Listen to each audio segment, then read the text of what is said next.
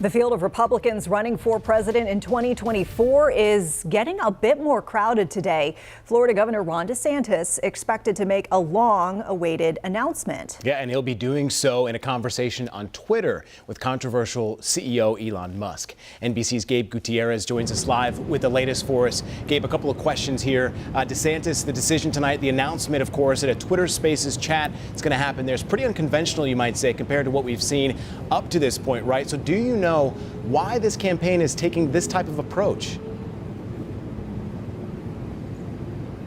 Well, Colin and Vanessa, the campaign is seeing this in a positive way for several reasons. First, Governor DeSantis has blasted the mainstream media over and over and over again. So this, in one way, is pretty much on brand in that he gets to make this announcement in an unconventional way that is not the mainstream media.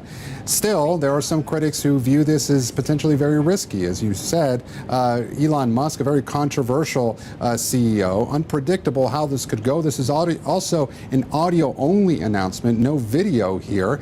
And still, though, from Governor DeSantis' team's perspective, this is an outlet, Twitter Spaces, that has been seen as increasingly conservative over the last several months. It also allows him to tap into an audience of a huge following on Twitter. Elon Musk has more than 140 million Twitter followers. So yes, it is extremely unconventional, unclear on how this will play out. For its part, the Trump campaign says that this is extremely out of touch. I spoke with one advisor today that said that this is something Governor DeSantis is doing because he doesn't want to interact with real people. So certainly a marquee matchup underway between two men who live here in Florida, Governor DeSantis now and former President Trump, of course, the two frontrunners at this point in the GOP primary. Back to you.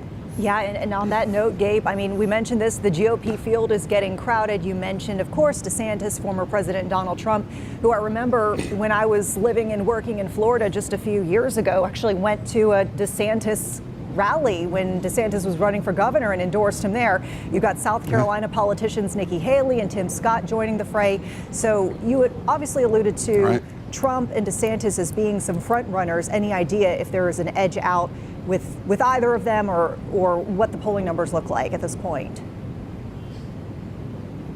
Well, you mentioned Nikki Haley, and today she blasted Governor DeSantis as being an echo, as she sees it, of former President Trump. And as this field gets more crowded, Vanessa, I think there is some concern among some of Governor DeSantis' supporters that we've spoken with here in Miami, who think that a crowded field means bad news for the governor because it splits up that anti-Trump vote. So again, a lot of questions about how this plays out in the coming months, whether people like former Vice President Mike Pence get in, Chris Christie, and if they can get any traction as this GOP primary plays out. Right now, though, Governor DeSantis second to former President Trump in the polls, but he's second by a wide margin, more than 25 points in many polls. Still, he is at least 10 to 15 points ahead of any potential challengers at this point. So it's very, very early, but here we are, the two front runners in this GOP primary, former President Trump and Governor Ron DeSantis. Yeah, going to be an interesting night and an interesting couple of months ahead. Gabe Gutierrez